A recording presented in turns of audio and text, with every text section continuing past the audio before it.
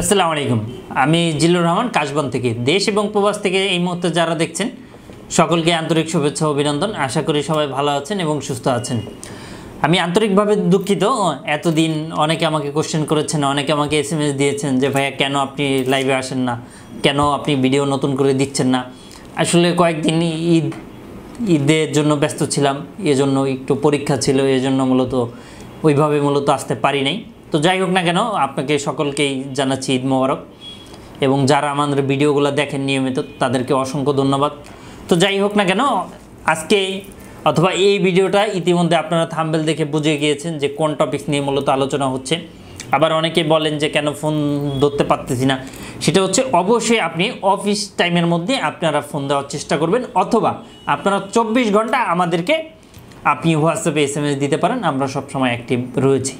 সকাল 10টা থেকে সন্ধ্যা 6টার মধ্যে আপনি SMS দিলে অথবা কল দিলে আপনি আমাদেরকে পাবেন। তাছাড়া সাধারণত অফিস আওয়ার শেষে মূলত ফোনটা আমরা ওইভাবে পিক করতে পারি না, তবে আমরা অনলাইন বা হোয়াটসঅ্যাপে অ্যাভেলেবেল আছি, তখন আপনি আমাদেরকে সবসময় পাবেন। তো যাই হোক, কথা না বাড়িয়ে চলে যাই মূল আলোচনায়।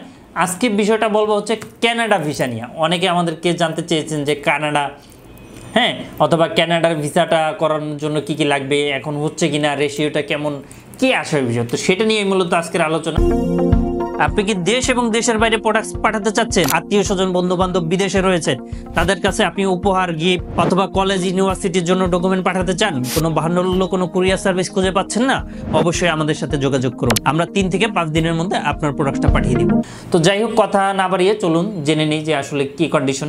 আপনারা জানেন যে কানাডাতে কিন্তু গত 6 মাস 1 বছরে কিন্তু অনেক ভিসা দিয়েছে কানাডা। তো কানাডা যারে তারে ভিসা দিয়েছে, ডকুমেন্ট ঠিকঠাক থাকলে কিন্তু আপনার ভিসাগুলো হতো, অথবা আপনারা যদি ডকুমেন্ট বানিয়ে, যেটাকে বলে বা ফেক ডকুমেন্ট দিয়েও কিন্তু কানাডা ভিসা হয়ে যেত, অথবা ইনভাইটেশন লেটারটা যদি আপনার অলোকে থাকে, সেক্ষেত্রেও কিন্তু ভিসা পাওয়ার চান্সটা কিন্তু বেড়ে যায়। তো যাই হোক না কেন, তো বিগত দিনে কিন্তু অনেক কানাডার ভিসা দিয়েছে। তো এখন জানতে চেয়েছি মূলত কানাডার ভিসাটা হচ্ছে কিনা, কীরকম, রেশিওটা কেমন, সেটাই জানতে চাচ্ছে। তো কানাডার ভিসা এখনও হচ্ছে, বাট একটু লেট, একটু না অনেক লেট বলা যাবে। যেমন আগে কানাডার ভিসা কিন্তু কন্ট্যাক্ট আমরা করে দিতাম, বা বিভিন্ন এজেন্সি বা বাংলাদেশ থেকে, বাংলাদেশের বাইরে থেকে কানাডা কিন্তু ইউএস পরিমাপের ভিসা দিয়েছে। ওদের ওয়েবসাইটে গেলে আপনি নিজেই ভিজিট করতে পারবেন, অথবা আপনি নিজেই চেক করতে পারবেন যে কী পরিমাপ আপনার ভিসা ওরা দিয়েছে। তো যাই হোক না কেন, তো আপনি এই মুহূর্তে যদি কানাডা ভিসা করতে চান, যাদের ঘোরা প্রোফাইল, সেক্ষেত্রে অবশ্যই হবে, এবং টাইমটা এই মুহূর্তে বেশি লাগতেছে। এজন্য মূলত কানাডার ভিসাটা অনেকে বলে যে রেশিও কম বা পাওয়া যাচ্ছে না ওইভাবে, আসল মূল ব্যাপারটা হচ্ছে এরকম। তো যাই হোক না কেন, আপনাদের যদি 4-5টা দেশ ঘোরা থাকে এবং ডকুমেন্ট ঠিকঠাক থাকে, সেক্ষেত্রে কানাডার ভিসাটা এখনও করা যাবে, কিন্তু সময়টা একটু বেশি লাগবে। তো কি লাগবে সেটা তো আমি আরও একটি ভিডিওতে আপনাদেরকে বলেছিলাম কি কানাডার জন্য রিকোয়ারমেন্ট রয়েছে।